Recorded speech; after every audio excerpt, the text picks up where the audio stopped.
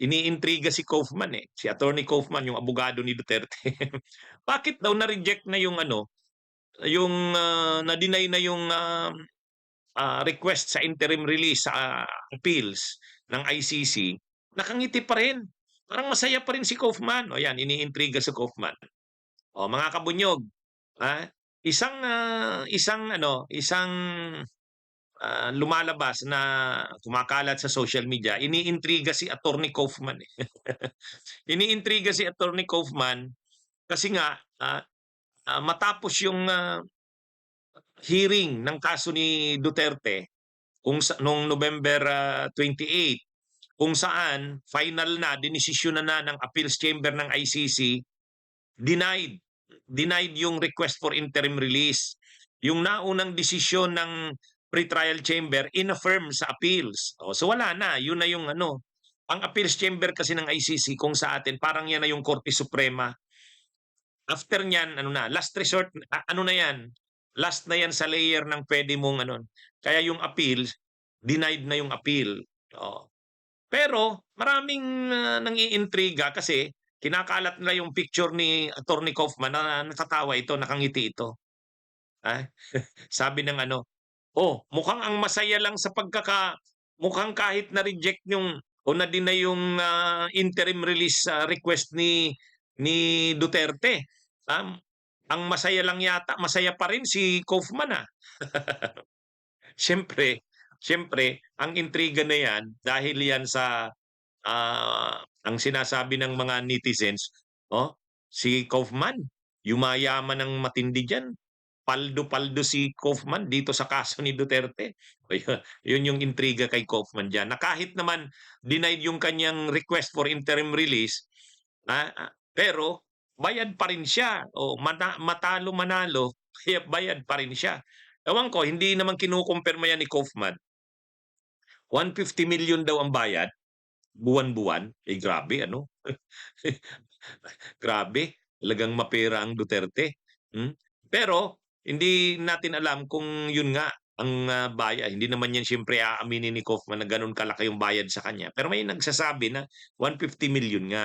O ngayon, dahil na din na yung appeal sa appeals chamber ng ICC, may nang-iintriga ngayon na, "Oh, ayan, kahit natalo si Kaufman, na-deny yung kanyang motion o kanyang request for interim release, masaya pa rin siya."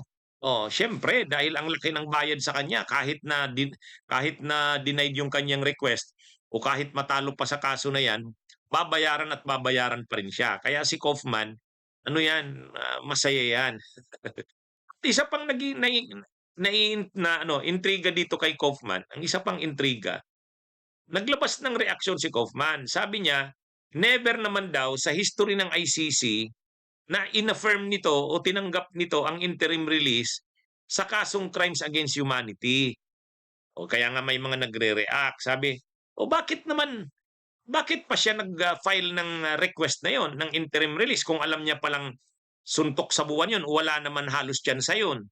O, parang kasi ngayon nagdidepensa si Kaufman, bakit hindi nag-grant yung interim release? O, ang sinasabi niya, sa history naman ng ICC, bihira naman talaga yung pagbigyan yung kahilingan na yan. At wala pa daw siyang alam na napagbigyan yan. Actually, sinabi na rin yan ng maraming lawyers na nakakaalam ng mga pasikot-sikot sa ICC, tulad nila Attorney Chrissy Conte. Sabi nila, ang mayroon lang na grant na interim release, yung ano, obstruction of justice ang kaso. Minor na kaso sa ICC. Pero ito, ano ito eh, crimes against humanity. Kaya mahirap yan pagbigyan ng ICC, yung interim release. O, kaya lang, tinuloy pa rin ni Kaufman. Ngayon, nung na-reject, na-deny sa appeals, may statement si Kaufman. Ang sabi naman ni Kaufman, ganito. Ganito yung eksaktong pagkakasabi niya. Ah, oh, ganito ang eksaktong pagkakasabi ni Kaufman. The ICC Appeals Chamber has never affirmed the interim release of a person charged with crimes against humanity.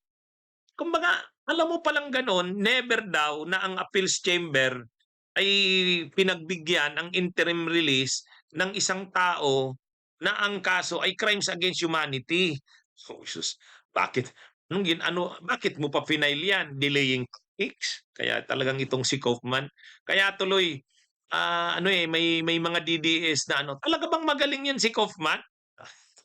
Sa totoo lang, magaling naman 'yan si Kaufman, kaya lang sa hirap naman ng kaso ni Duterte, kahit na naman gaanong galing mong abogado, mahirap naman talaga ang kaso ni Duterte idepensa, eh. Yung mga DDS lang naman ang akala nila ang dali lang ng kaso ng kanilang, Tatay Digong na tinatawag. Tumbak ang ebidensya, tumbak ang testigo. Si Duterte mismo napakarami niya ring mga statements na binitiwan na nakakasira ng kanyang defense. Oh, kaya kahit naman sinong magaling na lawyer, kaya si Kaufman magaling din 'yan, kaya lang mahirap yung kaso, eh. Mahirap yung kaso. Oh, anyway, balik tayo dito. Ang nakakatuwa lang at, parang ginagawang issue kay Kaufman yung bakit parang masaya ka? Hindi naman kasi pinakita kung yan bang picture na yan ni Kaufman na nakangiti siya, ngayon ba yan sa panahon mismo ng hearing o matapos ang hearing o baka naman file photo niya yan na nakatawa siya, wala namang sinabing gano'n.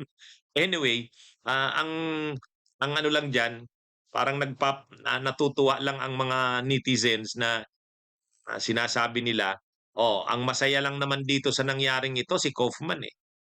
Kasi kahit, kahit mahina yung kanyang natalo siya, hindi binagbigyan yung motion niya o request niya, pa rin siya, ah, may bayad pa rin. Kaya masaya si Kaufman. Oh, yan yung diyan sa kumakalat na yan na na picture, hmm, na mayroong ni Kaufman na nakangiti ito. Hindi natin alam kung ngayon ba 'yan sa panahon ng hearing or after ng hearing o baka file photo lang. Anyway, dito tayo mga kabunyog, mga kababayan sa ikalawang topic natin. Hmm, Bunyog, bunyog, halikan na kasama ka. Bunyog, kapag buklod ay may pag-asa. Luzon, Visayas, Mindanao, isa ang pananaw. Sa bagong Pilipinas ang bunyog isisigaw. Bunyog.